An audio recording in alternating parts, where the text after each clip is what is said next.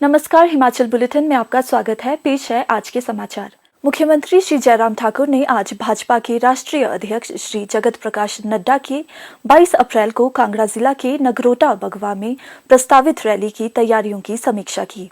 मुख्यमंत्री ने संगठन के पदाधिकारियों एवं कार्यकर्ताओं को इस आयोजन को बड़े स्तर पर सफलतापूर्वक आयोजित करने के लिए आवश्यक दिशा निर्देश दिए।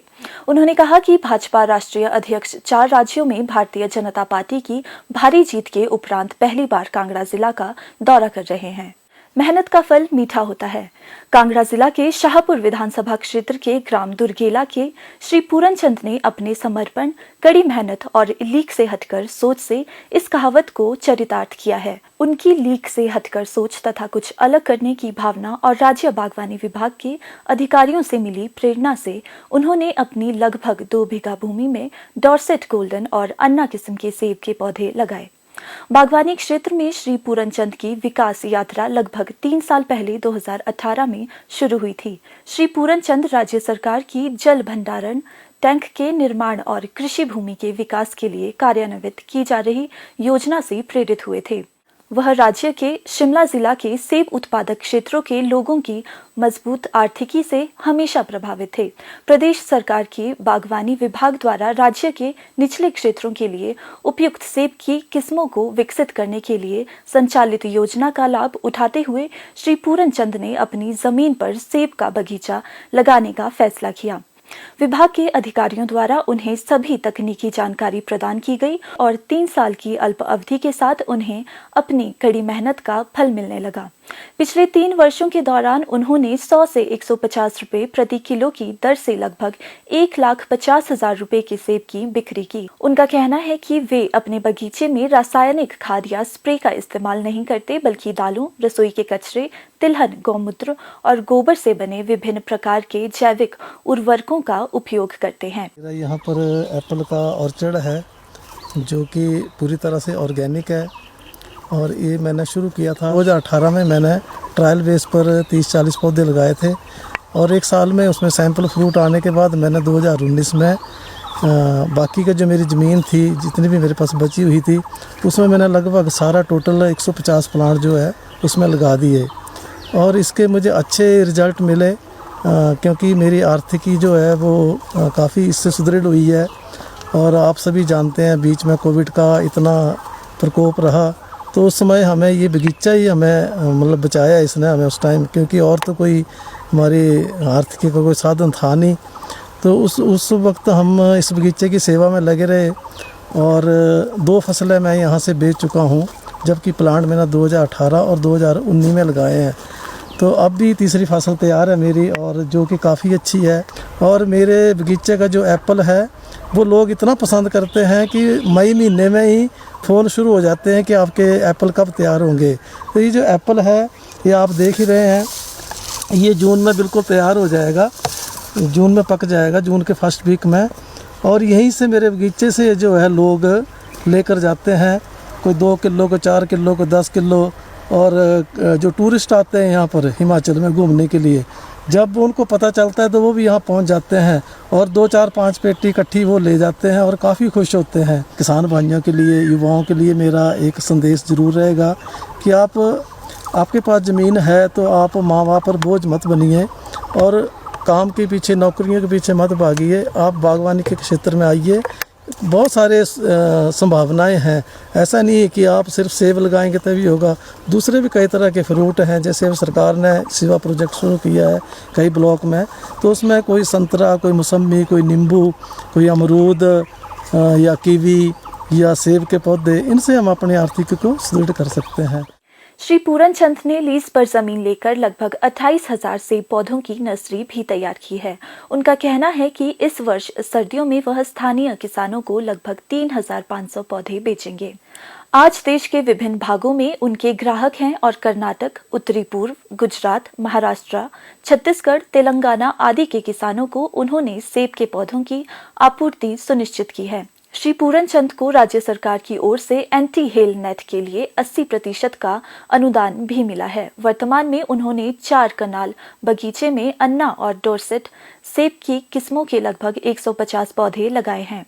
उन्होंने अपने खेतों में लगभग 100 से अधिक सेब के पौधे लगाने की भी योजना तैयार की है। मुझे सरकार की तरफ से जो सुविधाएं मिली हैं उनके लिए मैं सरकार का बहुत आभारी हूं।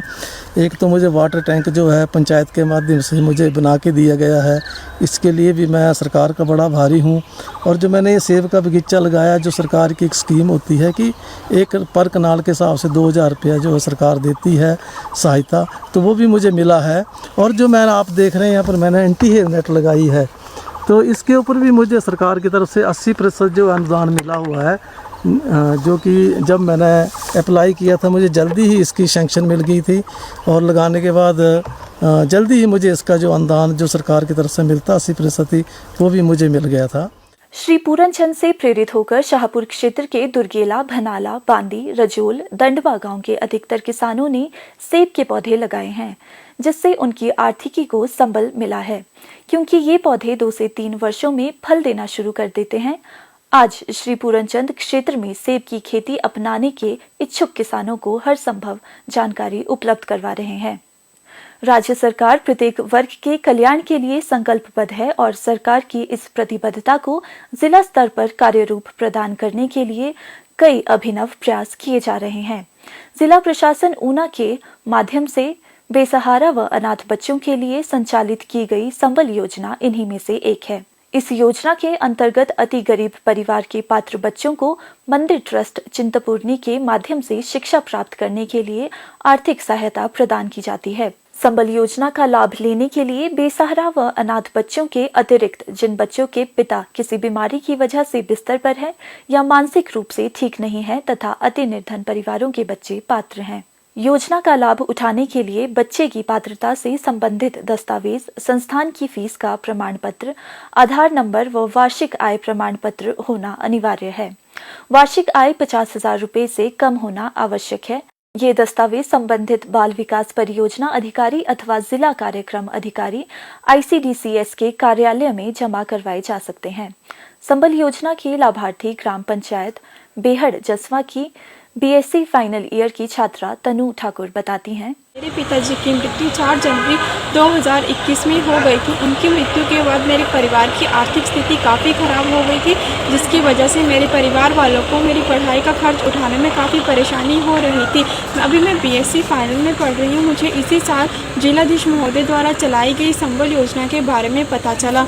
इसमें गरीब परिवार के बच्चों को उनकी पढ़ाई का खर्च उठाने के लिए आर्थिक सहायता प्रदान की जाती है। मैंने भी इस योजना में आवेदन किया। अभी मुझे भी मेरी पढ़ाई का खर्च उठाने के लिए आर्थिक सहायता प्रदान की जा रही है। अब मुझे मेरी पढ़ाई का खर्च उठाने के लिए कोई भी परेशानी नहीं आ रही है। दियाड़ा के कुशल चौधरी संबल योजना का लाभ उठाकर प्राइवेट इंस्टीट्यूट से इंजीनियरिंग की शिक्षा प्राप्त कर रहे हैं। वे कहते हैं, मैं लॉकडाउन में फीस देने के लिए थोड़ा असमर्थ था। मैं प्राइवेट इंस्टीट्यूट में इंजीनियरिंग की डिग्री कर रहा हूँ, तो मुझे संबल योजना की तरफ DC साहब की तरफ से स्वीकृति राशि मिल चुकी है। मैं अभी अपनी फीस देने के लिए समर्थ हो गया हूँ। इसके अलावा बेहड़ा जसवा की श्वेता ठाकुर बताती हैं, मैं अभी BSc फर्स्ट ईयर में पढ़ रही हूँ। मुझे इसी साल जिलाधीश महोदय द्वारा चलाई गई संबल योजना के बारे में पता चला, जिसमें गरीब बच्चों की पढ़ाई लिखाई में आर्थिक सहायता की जाती है। मैंने भी इस योजना में आवेदन किया और मुझे भी जिलाधीश महोदय द्वारा आर्थिक सहायता दी गई। अब मुझे पढ़ाई में कोई भी परेशानी नहीं आ रही है। 8 मार्च 2021 को प्रशासन ने गरिमा संबल व नवजीवन योजनाएं आरंभ की थी। संबल योजना के तहत बच्चों को ITI, BSc nursing, LLB, engineering सहित अन्य कोर्स के लिए आर्थिक सहायता दी जाती है। जिला में संबल योजना के अंतर्गत 31 मार्च 2022 तक 83 पात्र विद्यार्थियों को शिक्षा के लिए 39,87,000 रुपए की मदद जारी की गई है, जिनमें से 68 बालिकाएं व 15 छात्र शामिल हैं। हिमाचल बुलेटिन देखने के लिए सब्सक्राइब करें YouTube channel IPR Himachal, follow करें Twitter @DPRHP, लाइक करें Facebook page information and public relations department Himachal Pradesh, visit करें वेबसाइट www.himachalpr.gov.in। इस अंक में इतना ही। कल फिर होगी मुलाकात। दीजिए इजाजत। नमस्कार।